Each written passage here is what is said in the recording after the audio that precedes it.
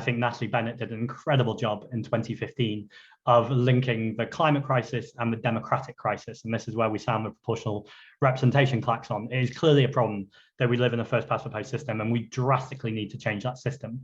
Now, one could argue you need to do that kind of out on the streets and through protest. And then an argument that I absolutely think is the right, well, it's not even right or wrong argument, but for me is the more compelling argument, is that you win power in council chambers and in parliament. And we've seen in London, but also I'll give a shout out to Oxford as well, and many other places too. I think you went from 3 to 6 councillors there, how when you're a smaller group that goes to a slightly larger group, you can really make a difference very quickly. And we've seen the difference Caroline Lucas makes to the entire national conversation.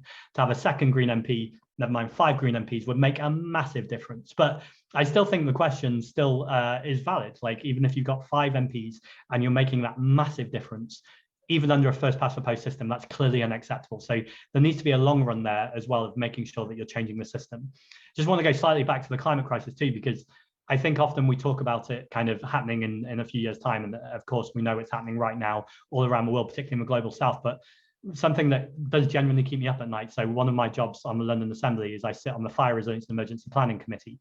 And I've been talking to the London Fire Commissioner a lot about resilience and the fact that at the same time as we're having these wildfires and floods, this government is deregulating on buildings. They seem to be cutting back on fire regulations and things like PEEPs, which is personal emergency evacuation plans. These are vital for people with disabilities to be able to get out of buildings. And I just feel like the government just seem completely unconcerned about the fact that there is a whole demographic of people that are so vulnerable to the climate crisis. And of course, fire as well, but the question was about climate.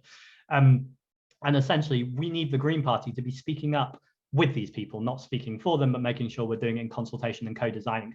But I think those things are vitally important too. So sure, we've got that big kind of planetary scale about how do we stop the climate crisis, absolutely important. So we've got mitigation, we need to reduce our emissions, we've got adaptation, we need to look at things like the personal evacuation plans, like how do we change things?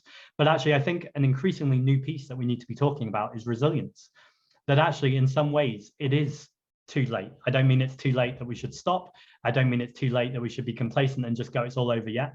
But it's too late in terms of some of the impacts of the climate crisis will now happen. We know from the IPCC report, even if we reach the peak of emissions within 18 months, we can still hold possibly at 1.5 degrees. But we will still see climate effects from that we've been already seeing.